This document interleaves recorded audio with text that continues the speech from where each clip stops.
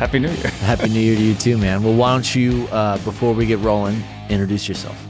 Rob Daly, fresh out of Chicago. Come down here to show you Texas boys how to do some things. How to build some stuff? Yeah, how to build some stuff. What's the weather in Chicago right now? What is it expecting like? It's the worst weather on earth, right? I mean, we've been pretty fortunate this year. We haven't had any big storms or anything, but right now there's like a 13-inch snowstorm that's expected to roll through.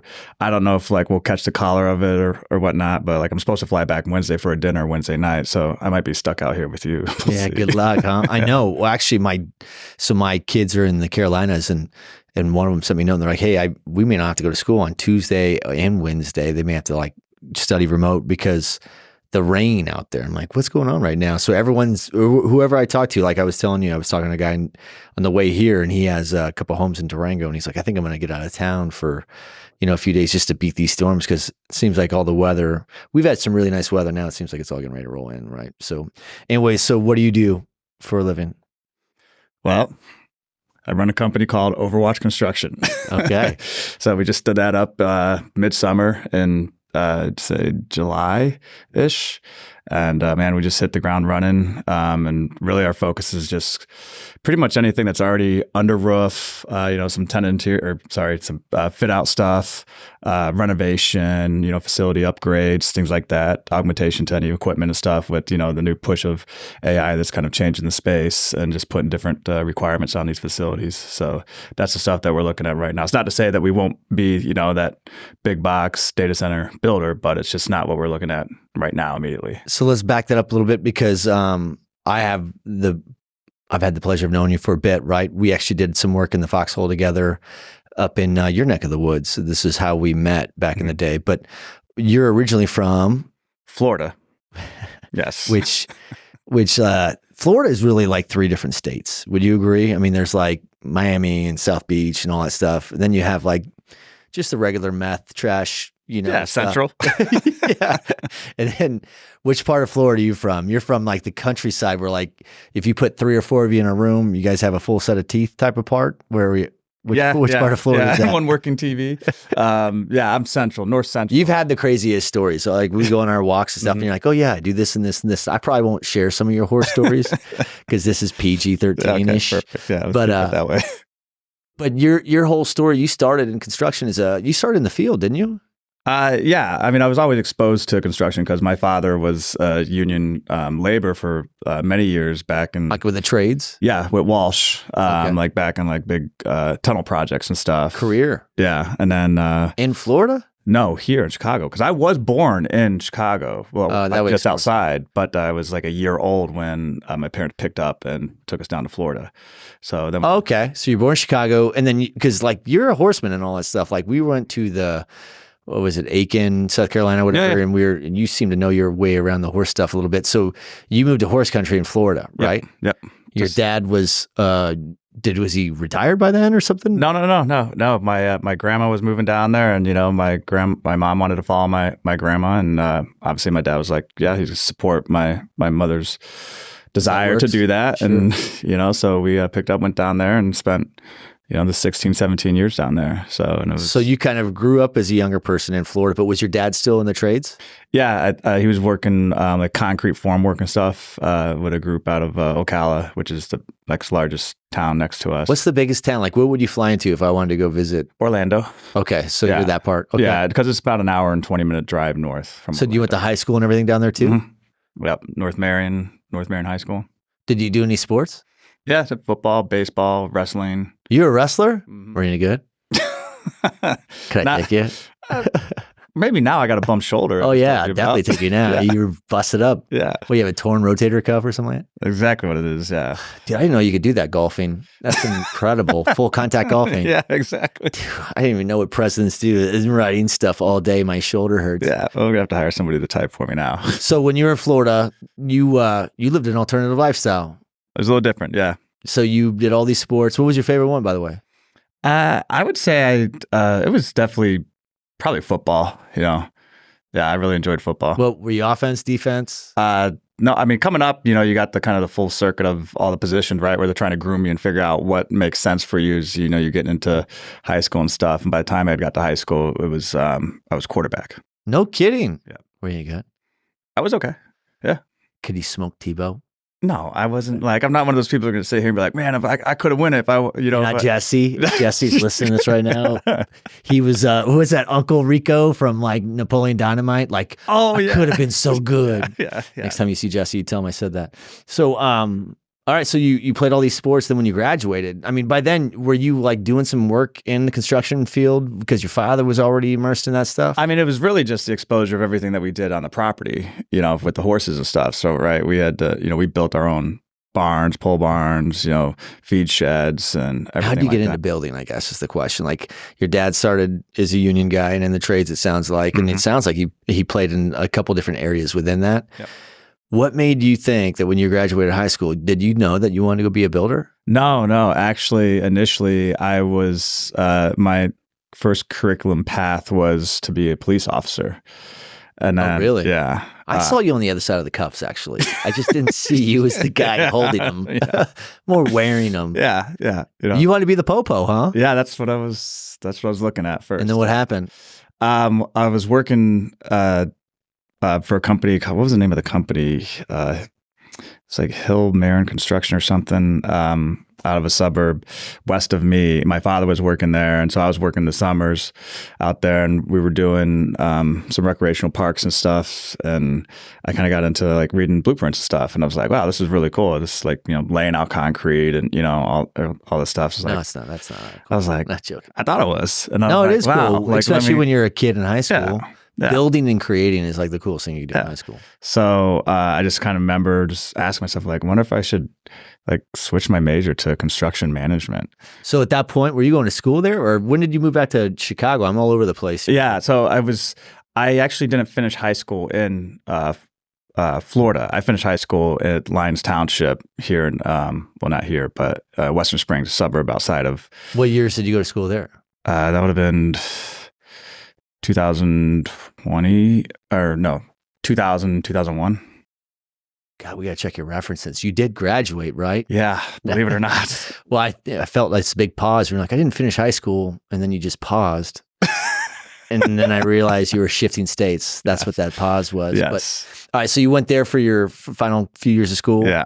Did you transition as an athlete out there too? No, I did not. Okay. You kind of retired? Kind of retired, gave it up. All right. It was just kind of like that. By that time, I was like working a night job at like Long John Silver's, you know, while you're at school, Well, you know. it's great chips. Yeah. Fish and chips. Yeah, exactly. But you had already decided that you were going to go be in law enforcement, and by then you realized that you found. I say this, and it's all, you know, we're going to joke about this shit because that's how we roll. But this industry's starving for talent, right? And as we say these things onto these microphones, it's for those that are going to listen who may have kids. Mm-hmm. Who you never know what's going to trigger someone to pivot, right? Yeah. So like, and I mean, I got kids in college right now, and I want that journey to, you know, be on. It should be a little transparent for others, because I think everybody can relate a little bit to like, what do you know when you're in high school? Hey, I think I want to be a cop. Hey, I think I want to do this. And something stuck with you, or what was it that you saw in construction that you liked? That it was that every day was different? What was it? I was really just the technical side of it, like review, like really. I just remember picking up a set of drawings and looking at this and like, wow, this looks so alien, and I wanted to solve. What were they building? What were you building? It was it was a small project. It was probably like a $350,000 project or something, but it was a like restroom facility for Old Irvin Park Trail, I believe, and this was in Frankfurt, which is another suburb outside of Chicago. And that was kind of like the first time to get my hands on blueprints and learning the different materials and different symbols and signs and everything else, and like the coordination and seeing. How long ago was that? That was 20 years ago, dude. You would think you would understand things then by now, you know? So it's a new day every day, man. See, I'm learning something new every day. no, look, it's fascinating, especially when you have some PE that stamps some stuff and they're like, hey man, you could build this now. And you're like, wait a second, what is this? This is something that's real. Like the city had to say you could do it, right? So you started off with, you know, bathrooms, it sounds like, and you're back to building bathrooms again, or what? Hopefully not. Hopefully not. No, back to building data centers again. But you were in high school doing that. No. Okay. High school was just like any other normal kid that had like just a night job after school, you know, Gotcha. kind of thing. It was when I was at the school that I went to, that I first got to, was Joliet Junior College. It's junior college in obviously Joliet, Illinois. And I was going full time at night and working during the day, like with my dad and Sure. on Would you construction give a projects. major, or were you just like, hey, I know I'm going forward, I'm going to get my general ed or whatever it is? Yeah, I was getting my general ed with an emphasis in like criminal justice. So like all my stuff was like my coursework was like selected to kind of steer me toward that. You've way. been a good cop. Total asshole. I don't know if I would have been a good cop. I think it's actually better for all of us that I'm not. Yeah, there's a lot of police brutality out there. I could see that happening, right? So yeah, it'd be me the one getting beat up. So you were still in the first, so when you graduated high school, you were still doing some stuff. You were exposed to your dad's construction stuff. But at that time, that's when something triggered you, when you were at Juliet Junior College? Yep. Yeah. And I was working, and like I said, I was just getting exposed to, for that first semester, first year, while I was working during the day with him. Because like I said, I was doing full-time night school and then working during the day. Was it a GC?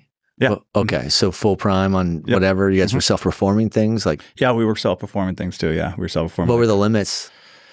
On the self-perform side, it was really just, we would handle concrete and carpentry work. Okay. You guys like drywall and all that stuff. You guys were doing it all?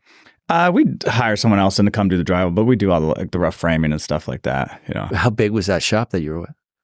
They weren't that big. They were a small shop. By people. Like maybe 20. Okay. So interesting. How long did your old man stay there? He was with them for like 6 or 7 years. I got you. Yeah. And then I keep interrupting you, so keep going. So you were telling me, because I'm fascinated by people's personal stories and how they got into where they're at today, right?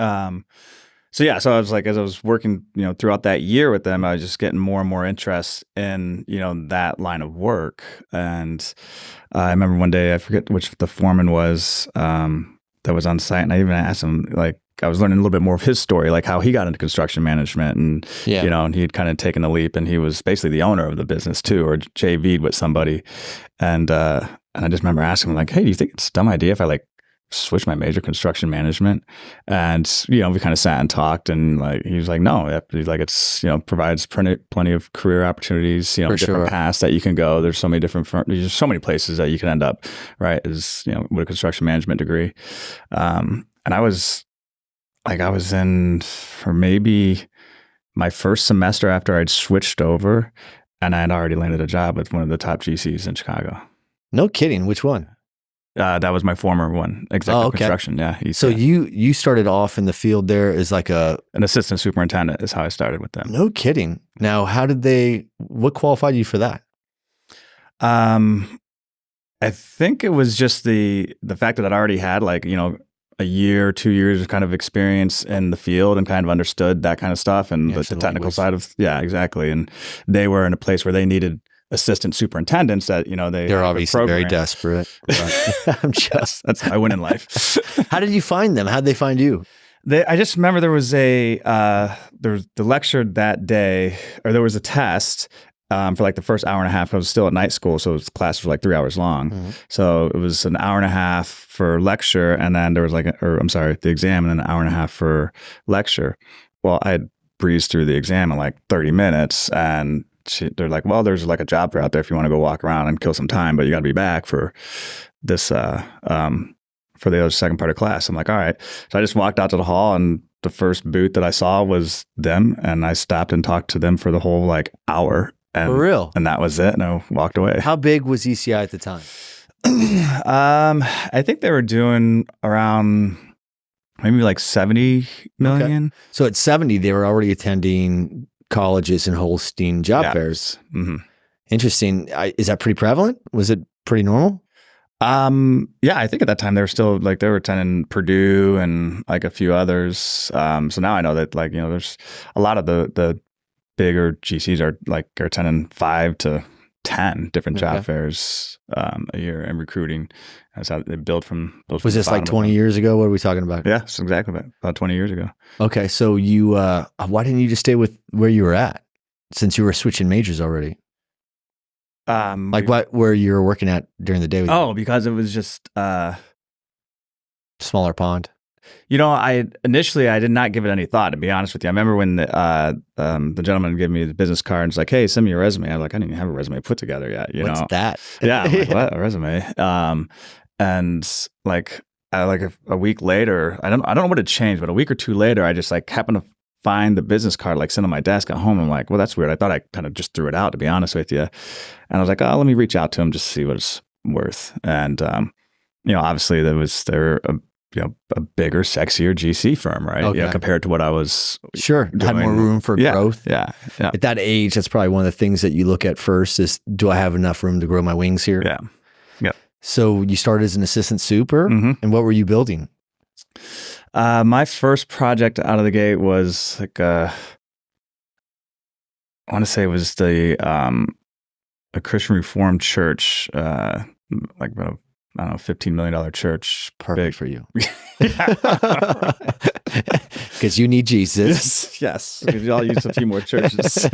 But that was the first project. And I had a really good mentor by the name of Lee Waterman. And he has nothing to do with the data center space, but was just a very sharp builder. And like, what was he, the PM? Was he he was superintendent. Okay. Yeah, he was like the senior superintendent on the project and knew how to coordinate and just motivate people on the job site, create a job site culture that everybody was proud to be part of, and knew how to like get things done without everybody wanting to nickel and dime you and argue and fight over things. It's a tough market. I mean, people don't realize how hard of a market Chicago is, in my opinion. And I've got to build in all kinds of crazy places, including downtown New York. And I still think Chicago is one of the stickiest places to try to get things done at. Obviously, you and I have had this conversation 100 times, but were you learning not only the skill of the trade of what you were doing, but the diplomacy, if not politics, that go into the relationship side of it? Yeah. The social relationship side of that was. Were you picking that up too? Oh yeah, for sure. Was he teaching you this, the super? Yeah. I remember he would always get on me of like, if we'd have 100 guys on the job site, and his thing to me is he wanted me to know every single person's name on that job site. Why didn't you? Trust me, I spent my time working on it. You just call them all Mike. Hey, Mike. Oh, yeah. Hey, Johnny. Yeah. Oh, did I get that right? Yeah.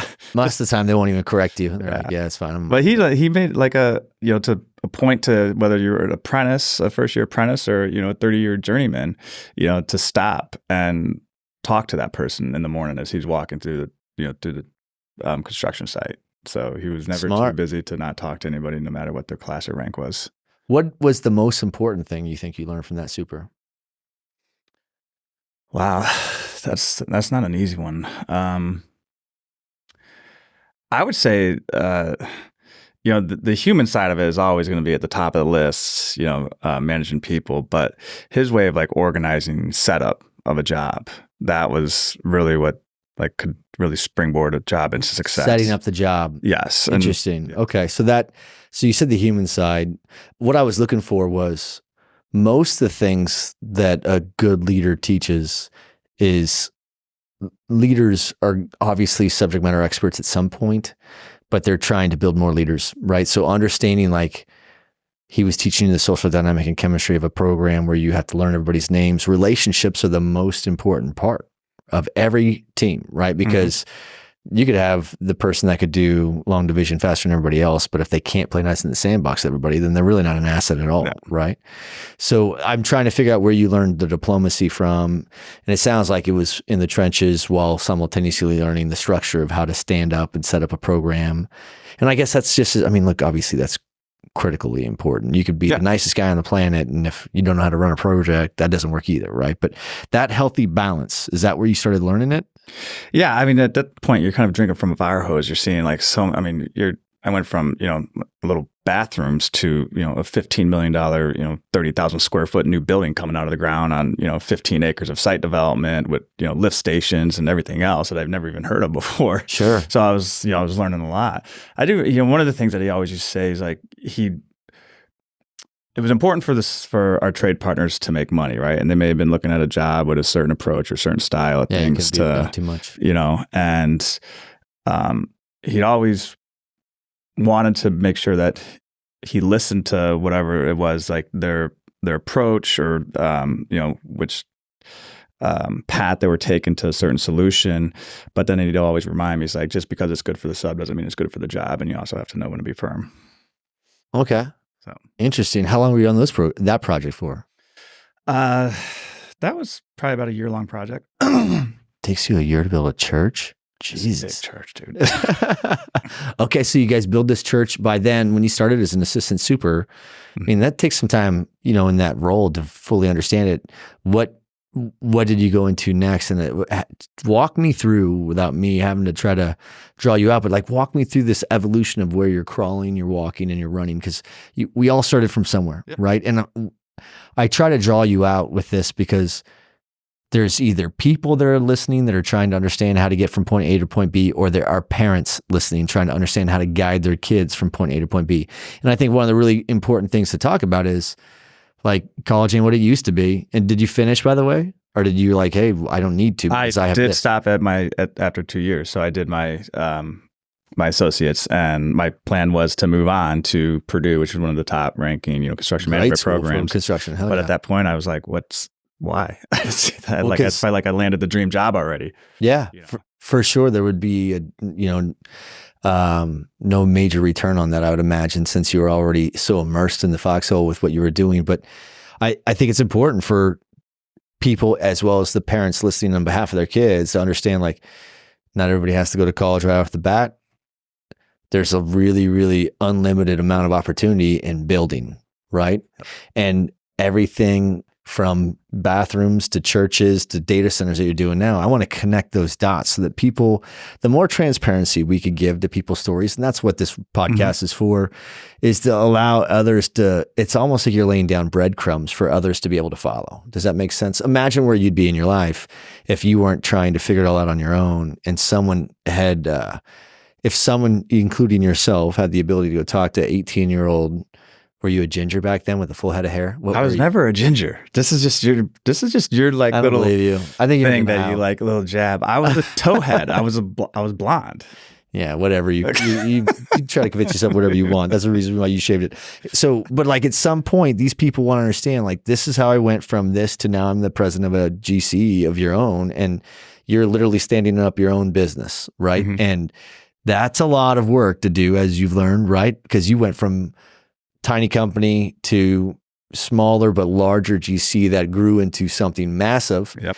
And then now you're back at zero again. So you've come full circle, and it's had to have been humbling for you and frustrating at the same time, but that's where the growth, sure. Yeah. That's where the growth comes. Some right? Tough times for sure. Yeah. So walk us through. This isn't like check the boxes. Like, this is a journey, right? And everybody's on a journey of some kind. It's just some people are just spinning their wheels because they're not sure if they need to be going left or right because they don't know which direction to go, including kids, right? So like, if you're a young kid right now, or if you're a parent that has young kids and they're like, people say go to college and I'm going there, they should be coming into the trades, or they should be coming into the builder side, because we can't build fast enough. We're getting ready to start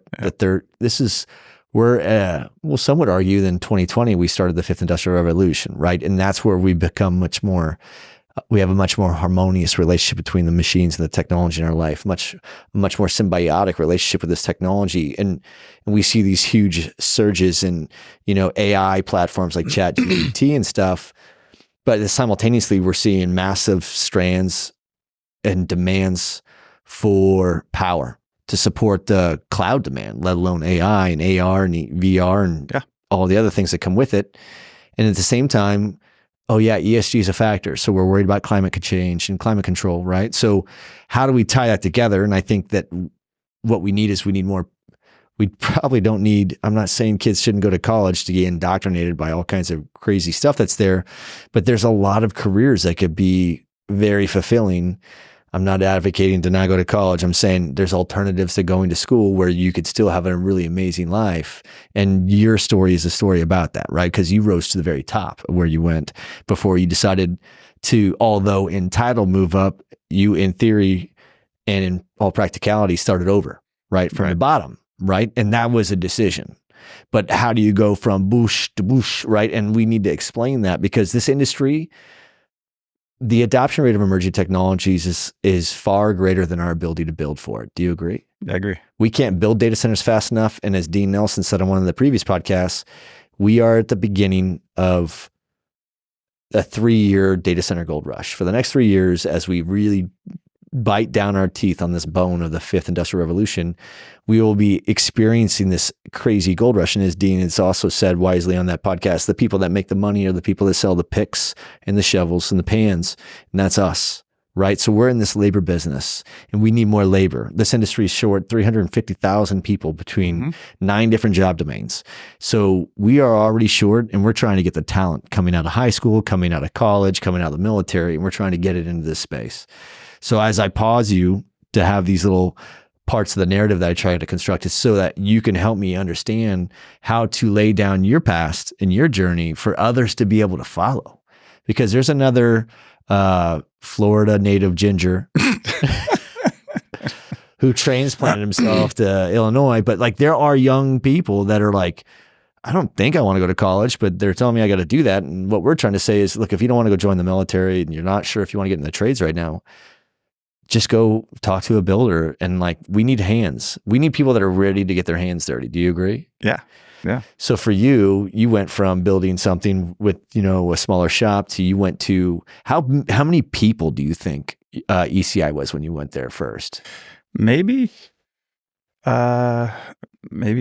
60, 50. Okay, that's for a GC. That's not a bad size GC. But that's field and office. Like maybe in the office there might have been 15 project managers. 20 project managers because they were self-performing. We had carpenters. Oh, and that's stuff. right. You guys were self-performing. Yeah. Like we didn't self-perform anything out of GC. That was, 50 to 60 people. But and you can still do a couple $100 million top line with just that because really you're managing, right? Yeah. You're the construction manager, right? So for you, when you got there, you started as a assistant soup, and then you moved up.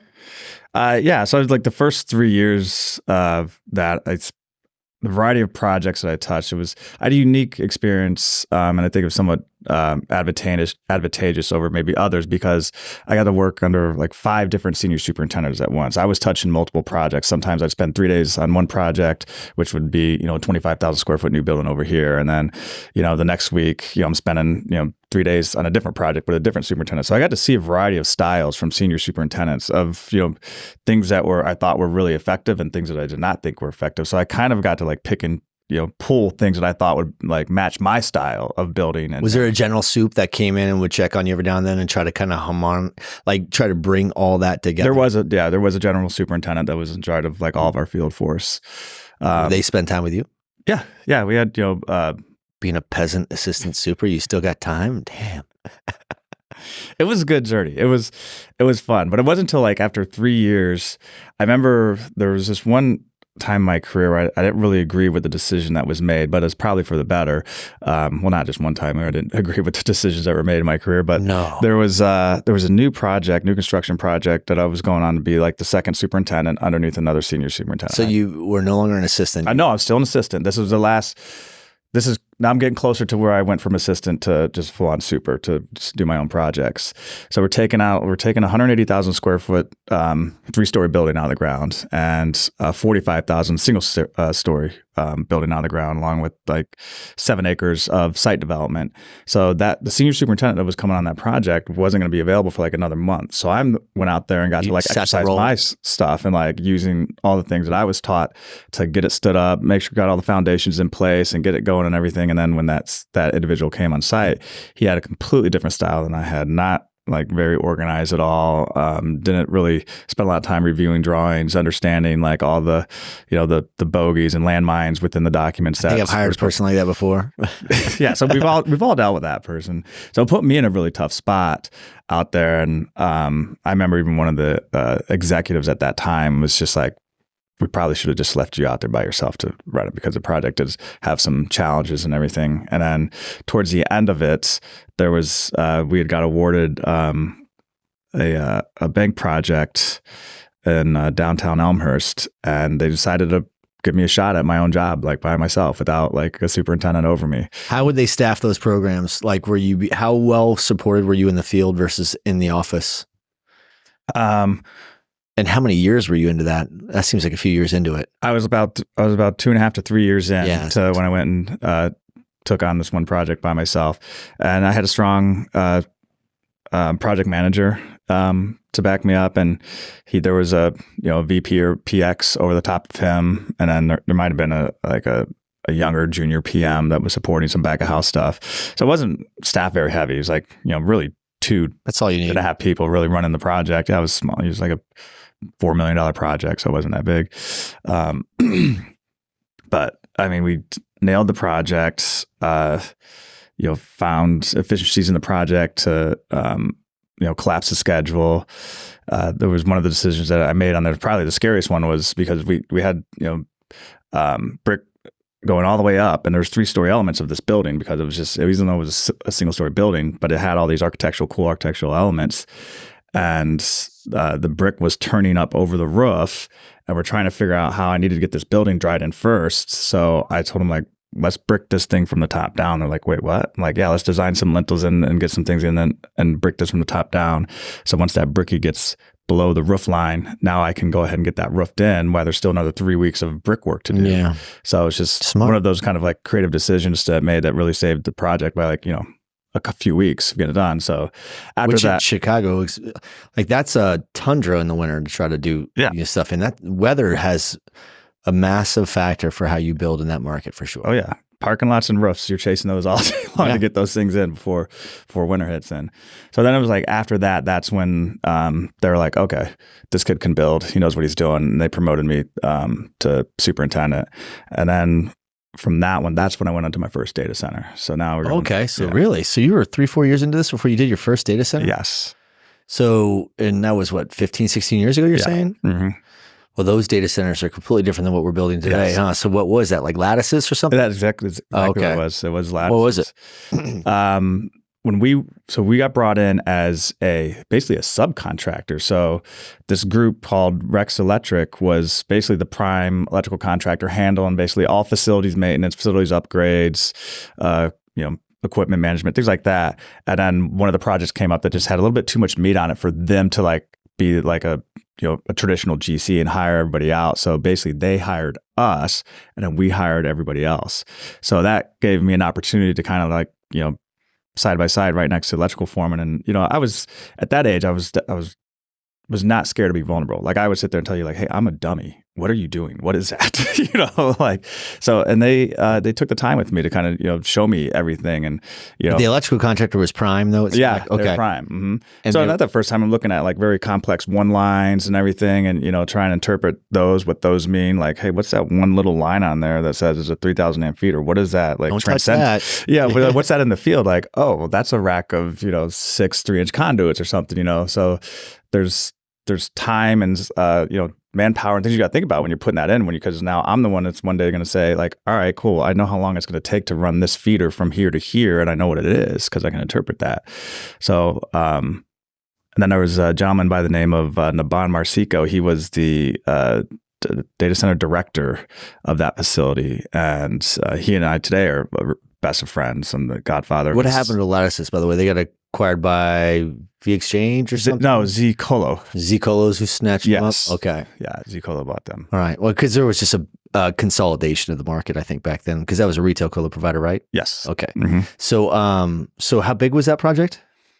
Yeah, honestly, I don't remember. But you were a super on that program. I was a super on that program. And then basically what it did is it led right into the next program where we became the prime and hired Rex and everybody else. So there ended up being like 5 different data center builds out there, like DCO 2, 3, 4, 5. So you kind of just stayed on it like an annuity for a few years and just kept growing with them as they grew. They just kind of kept their partner there, and you were on that. Yeah, I was on that. There'd be gaps in between different projects, and I bounced out to go support some other role somewhere else or anything like that. Were you at that point? Were you doing more than just data centers, or what point did you just start focusing on you, not the business, but you started? Was that probably 6, 7 years ago, where you just started? I would say like maybe 8 years ago. It was just strictly that's all I was doing was focusing on it. But in my career, I transitioned from, I was always a student. Like I was always just eager to learn both sides of the business, right? I was learning how to build, but then I also wanted to learn the project management side and the finance side of things, buying out a job and, bidding out jobs. So I remember one of the projects had popped up and I was like, well, I'm going to tackle this from both sides. I'm going to be the superintendent and the project manager, at least to buy the job out. So what I would do, we got the set of drawings. I was working in the field during during the day, running the project, acting as a superintendent. At that time, I might have been promoted to senior superintendent already. And then I would just go straight to the office and I'd work till 9, 10 o'clock at night. Trying to understand the back of house, the scheduling, the budget, like setting up the job, finances. buying out scope sheets, setting everything out, getting. Who taught you that? I was just kind of exposed to it, but just by asking questions over the years of the contracts and the scope sheets, and you see enough of it and like, all right, I know I can recreate it, but then understanding the purpose behind creating it and things like that. But then there was a gentleman by the name of Mike Olson, who was really good. He's still one of the business partners over there. He spent some time with me. I would go sit right next to him in his office, and he was kind of the one person I could just like, hey, what is this? Or how do I handle this? So he taught me a lot. So think about it. You're learning the role. You're learning two roles, right? That of the senior soup, that of the PM, plus simultaneously learning an emerging industry. Data centers were not very prevalent probably back then. And there wasn't really, there's uptime standards. There's so many different, there's probably only there was very limited, regarding the design, a block redundant, distributed redundant, or there wasn't that back in those days, those retail colo providers felt like they really had their own IP around their designs. Right. So, right. Yeah, of course. Right. So you couldn't share anything with anybody. Like it's a big secret. Like, come on, man. Everybody was so like, oh, this is our special product. And at the end, the product evolved. There was a time where the design was the product because there was, I could give you 5 nines or I could give you 7. And then what the product grew into was just a bunch of volume and velocity. Right. So no one cared because you had 100% uptime guarantee on a 2 and SLA. Didn't matter what you had in terms of your 9s behind the needle, right? And it didn't matter because you were pissing off the trades that were trying to build for you because they're like, listen, come on, why are we all building so different? Let's build stock cars and let the drivers determine who wins, right? Yeah. But during that day, you're learning 2 different roles. And you're learning a brand new industry that's emerging. And this industry continues to reinvent itself on a monthly basis at a minimum. Do you agree? Yeah. And imagine how much more explosive or kinetic the growth and the change was back in the Lattice's days, right? Because, whoever bought them, Zayo or Zcolo, they had their own product. And whoever bought Zayo had their own product. And whoever bought that group that bought Zayo had their own product. You know what I'm saying? So that's why at some point people just were like, we just need it to be able to match the standard, right? So if you're learning from supers in the field, you're learning from PMs or business people and business leaders in the office, who was teaching you about data centers? That was Naban Marsico. So he was the first person. Like now I'm backing up, before I was like trying to buy out a project and run another project at the same time, like at the end of the day, I would just go in his office and he'd sit there and whiteboard things. He taught me everything there was about like distributed redundant, block redundant systems. And he would just sit there and whiteboard one lines and show me different examples of failover scenarios. What was his background? Do you know?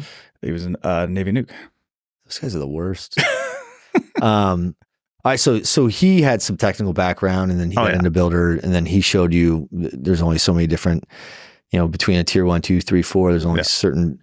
All right, so you were learning the technical stuff about data centers, you were learning the business stuff in the house, and you were learning the field stuff in the field. Yeah. That's quite an education. Yeah. That's way more intense than sitting in a classroom, joining a fraternity and partying your face off all day long, right? But how old were you then? You were probably 22, 23? By that time, I'm probably like 24. Okay. Yeah. Which no one makes good decisions at 24 with their lifestyle. So now you're learning 3 new careers and then partying like Keith Richards probably every night that you can. Well, that's the thing. I didn't there was like that 10-year run of where I was just a sponge soaking anything up. Like, no, I didn't. Couldn't afford a party. I just learning. Yeah, I didn't. I just was constantly like. It's a priceless education though. 100%. Yeah. So what kept you where you were at when you were learning all that stuff? Why did you stay where you were at? When the demand for talent, and to this day, I probably shouldn't say this, but there are no limits to who I'm going to reach out to and ask them if they want to come work in this space, in this industry, or at our company, right? So were you not getting pulled in every direction? Because Chicago is a really competitive labor market. Yeah, the headhunters are always going to be out there, and that's something that you're never going to be avoid. But, I guess to answer the question, one thing that kept me there is I always knew what was next. I was being groomed, I was being mentored. Eventually one day decided to clean me up and send me to charm school and, really put me on the business side of So you're gonna things. get your pinky out. Yeah, exactly. I do want to scratch the pain with that, all joking aside, because like I said, people that are either listening right now that are grown-ups that I always look at people like the bag of popcorn, right? You could put that thing in the microwave and some of those kernels are popping right now. And then Right. I'm probably the last kernel to pop in that bag, right? So everyone kind of pops at different times. When you were doing this, as we talk about it, there's people, like I said, that are listening that may want to reinvent their own careers. And maybe they move from the trades into the GC side, or they move from another part of the ecosystem here into our side. But it could be for their kids too. They could be like, hey kid, if you're struggling in high school right now and you just don't have any desire to sit in this homogenous construct where people are just talking to you directly every day, and then, you have to, and you want to go get your hands on shit and learn practical stuff, there's such a great living you can make in it, because you rose all the way to the rank of partner where you were at, right? So you started in the field, and then 20 years, how long did it take you to make partner? Maybe 11 or 12. 11 or 12, man, Yeah. anybody could do it then, right? I mean, Yeah. so, Yeah. but remember, like, as you share this story, one of the purposes is I want to inspire someone, or at least give them the tool that they could use to inspire their own kids and be like, look, if you have enough jokes in your quiver, you could go be a builder and you'll just be able to be just fine. You don't have to know shit. As long as you could give out some jokes and take some shit, you could probably learn how to build some shit, right? Yeah, be patient and be mature. Yeah, you can figure it out. Did you have a mentor that was teaching you outside of the ones that were pressure testing you? Did you have external mentors to what you were doing? Like maybe someone that you were friends at Hill Mechanical or, Continental or whoever, there's MAP, there's a lot of powerhouse institutional those subs up big there. players that you mentioned, like a Hill and Seco. Like, yeah, I befriend those foremans, and A lot of those people have an influence. and would earn their respect or gain their trust. That like, because nobody wants to work for a superintendent that isn't proven yet. And if a superintendent's out there doesn't really know what he's doing, he's trying to lead, then they're not going to really follow. Right. So, I would always try and like earn their trust and show them the areas where I could help them, but then also not try and hide the areas where I had weaknesses. Sure. And so I remember one time, one of the electrical foremen comes up to me because there's junction boxes like routed up over like all the double doors and stuff and everything. And I went up to him and I'm like, hey, I thought we got rid of the Rex devices. And that's when he came to me like later on that day. He's like, you know what? That's how I know you're a good superintendent. No other superintendent would come and call out at one junction box above doors. And he's telling me, he's like, that's how I'm going to power my lights. And it's like, but good for you for asking that was a Rex device. I always looked at, because in the military, you have 85% of the military is enlisted, and then you have about 10% are officers, and then you have these other ranks that fall within the middle, like non-commissioned officers, but they're warrant officers or limited duty officers. But 85% of the ranks are enlisted, and that's where most of the work gets done. Then you have senior NCOs like the Master Chiefs or the top people. And I always looked at the supers as the enlisted people. Like, I was enlisted, Jesse was enlisted. A lot of us came from that, where you work up a very respectable chain of command until you become an authority or subject matter expert on things. I always saw like the PMs, especially the junior PMs, as JMOs, junior military officers, which are, maybe they went to school, maybe they got a degree in something, but they don't know shit other than how to maybe read a schedule or put together a spreadsheet to make sure that we understand, someone else is teaching them on the buyouts. Someone else is teaching them how to stand up the program and Procore or something else, right? But there's this huge disparity sometimes in the military where a lot of the tribal knowledge and a lot of the meat really comes from that 85% pool, right? And that 85% teaches the other 10 to 15% all the time. Were you seeing something similar to that with what you were doing in the construction side? Because you ended up kind of making the transition. Because a lot of people, man, you can make a great living and a very happy living or fulfilling living being a general soup, which is probably the highest rank you could get in that side of it, Do you agree? Yeah. And those people have a lot of influence. Like you said, like I've watched general superintendents chew up and spit out PMs at GCs all time. It just matters who knows what they're talking. Yeah. All you have to do is know what your shit is. And you don't become a general soup unless you know your shit inside and out, right? Yep. So you made that transition somehow, and there had to have been a reason. Someone was grooming you from either the inside or on the outside. Maybe there's something that you wanted to emulate, something that you liked or you appreciated, but something triggered that, right? Because it didn't sound like you were in the early stages, going through your career with a linear checklist going, yes, I did this and I did this and I did this. Somehow you evolved to where you became a partner. Someone had intentionally or deliberately given you some sort of guidance and said, we see something in you, or you just knew like, hey, I see someone else can do it. I can do it too. So what was the driver? Was it internally driven? Was it externally driven? It was internally. I forget what, when it was that I actually thought like, wow, I could actually get to that level. It was like the end all be all was like to be, general superintendent, director of field operations, right? That was kind of it. But then as I was doing that, I was, changing our company as a whole, as the way that we communicated, the way that we talked, the way that, what our standard of, quality was in the field, the way that we executed and delivered projects. At the same time, I'm still keeping all my relationships within the data center space, and opportunities are coming to me to actually, put on that second hat and now again start to bid and buy out another project while still being the director, general superintendent. So it was around that time, I think one of the former partners kind of mentioned, that like, hey, this is the path that you're on. And okay, so there was a partner that was there that took you up under their wing a little bit. Yeah. And then was that to make the transition more into the office, or was that to stay more with data centers? It was more just into the office, and it wasn't really until like after that it became clear that like, all right, now we needed to diversify this business and be more intentional about pursuing. We were passively getting, data center work through relationships, through, friends of the industry and things like that. And so then you want to get more proactive. Yes. Be intentional and like pursue more than just what we were getting. Like 15, 16 years ago, those projects were like a megawatt and cost $20 million. Remember that? A megawatt for $20 million. It took 8 months to build it or a year to build it. Remember those days?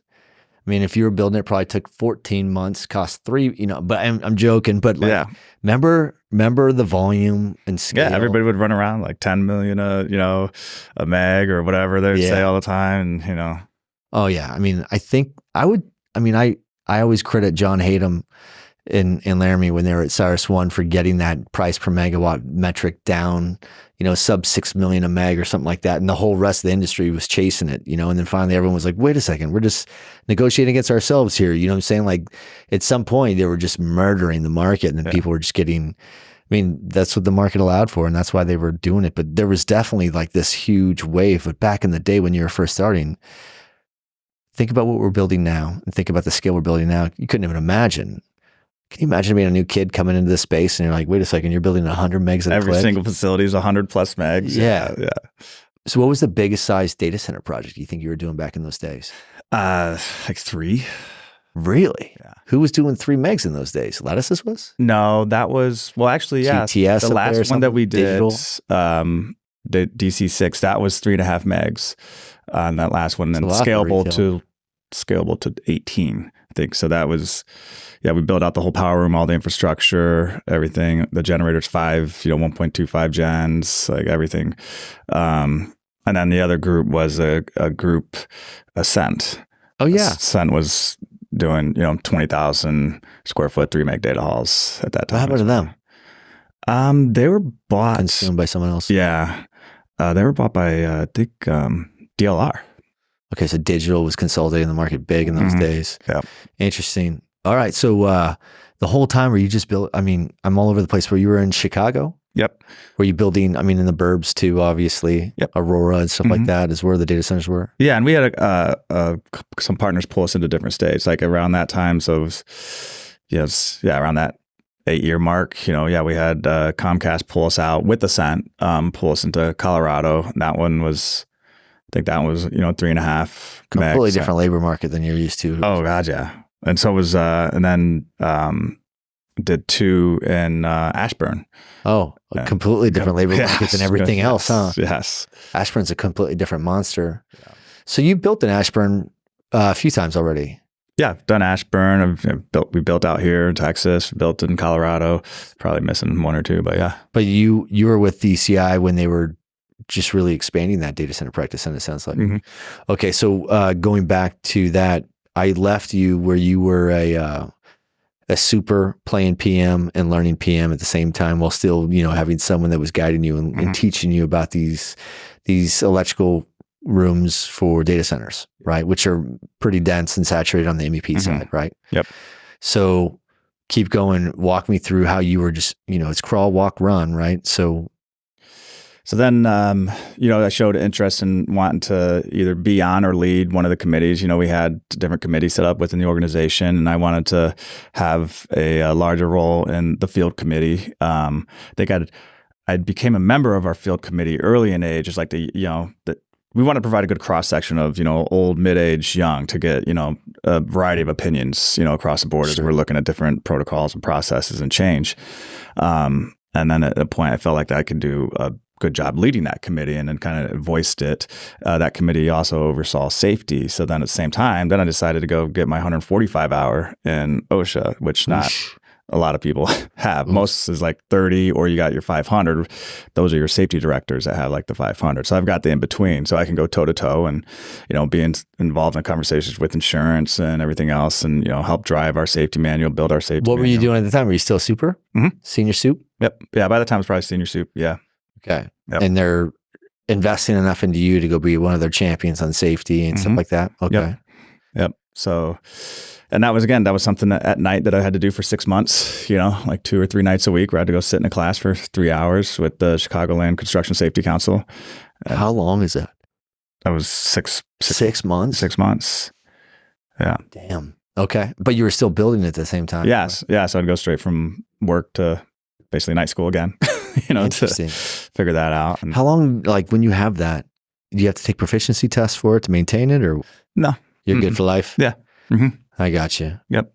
I guess the nature of what you were doing had to maintain that proficiency. Yeah. You're active. You're always exercising it. And then, once kind of got out of that, then I was really looking for a way to kind of make us more efficient as a company. Like I saw an opportunity to bridge just wide technological gap between the office and the field, where we're duplicating efforts and processes across so many levels. And like, there's got to be a way to do this, better and faster.